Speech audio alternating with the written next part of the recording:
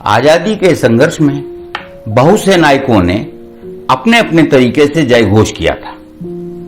सबका उद्देश्य एक ही था कि किसी भी तरह देश को अंग्रेजों से आजाद कराना है। ऐसे ही थे मास्टर सूर्यसेन, जिन्होंने हंसते हंसते मृत्यु का वरण किया। फांसी के फंदे पर चढ़ने से पहले उन्होंने देश के नौजवानों को संदेश दिया, निराश मत होना, स्वतंत्रता अवश्य मिलेगी। मास्टर सूर्यसेन को चटगांव शस्त्रागार लूट के लिए जाना जाता है। वर्तमान बांग्लादेश में स्थित चटगांव में 22 मार्च 1894 को जन्मे सुरज्जा उर्फ सूर्यसेन स्कूली पढ़ाई के दौरान ही क्रांतिकारियों की संस्था अनुशीलन समिति के सदस्य बन गए। ग्रेजुएशन करने के लिए वे बहरामपुर गए तो वहां क्रांतिकारियों के संगठन युगांतर से जुड़ गए।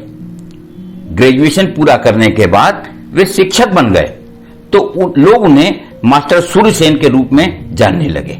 शिक्षक रहते हुए भी उनका मन क्रांतिकारी गतिविधियों के लिए हिलोरें लेता था। इसी बीच वे भारतीय राष्ट्रीय कांग्रेस के सदस्य बन गए। उनके विचारों से प्रभावित होकर नेतृत्व ने उन्हें कांग्रेस की चटगांव शाखा का अध्यक्ष बना दिया।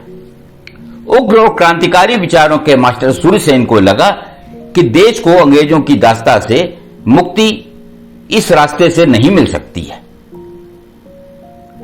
अंग्रेजी हुकूमत से सीधी टक्कर लेने के लिए उन्होंने खुद की सेना इंडियन रिपब्लिकन आर्मी तैयार की।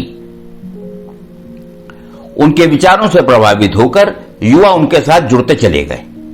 फिर वह दिन भी आ गया जब उन्होंने चटगांव स्थित 2 शस्त्रागारों को लूटा। इसके पहले उन्होंने वहां की संचार व्यवस्था को नष्ट कर दिया ताकि वहां की सुरक्षा संभाल रहे लोग किसी को भी सूचना न दे सकें। 4 दिनों तक चटगांव का प्रशासन मास्टर सूर्यसेन की सेना के कब्जे में रहा। इसके बाद सारे क्रांतिकारी जलालाबाद की पहाड़ियों में जा छिपे। इसकी जानकारी अंग्रेजी सेना को हुई तो उसने भारी फौज के साथ इन क्रांतिकारियों को पहाड़ी पर घेर लिया। अंग्रेजों से हुए इस सीधे संघर्ष में 11 क्रांतिकारी शहीद हुए, जबकि 160 ब्रिटिश सैनिक भी मारे गए। मास्टर सूर्यसेन सुरक्षित निकल आए और गुप्त तरीके से फिर से संगठन को मजबूत करने में लग गए। वे अपने संगठन के सहारे फिर से अंग्रेजों पर हमले की योजना बना रहे थे। तभी किसी परिचित ने मुखबिरी कर दी। फिर क्या था, जहां पर मास्टर सूर्यसेन रुके थे उस स्थान को अंग्रेजों ने घेर लिया। उस समय वे अकेले ही थे, इसलिए उन्हें आसानी से गिरफ्तार कर लिया गया। 12 जनवरी 1934 को उन्हें फांसी के फंदे पर लटका दिया गया। जुड़े रहिए हमारे चैनल अपनी माटी अपनी छाती के साथ।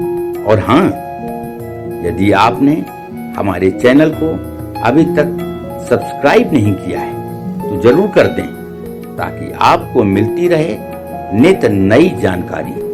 नमस्कार।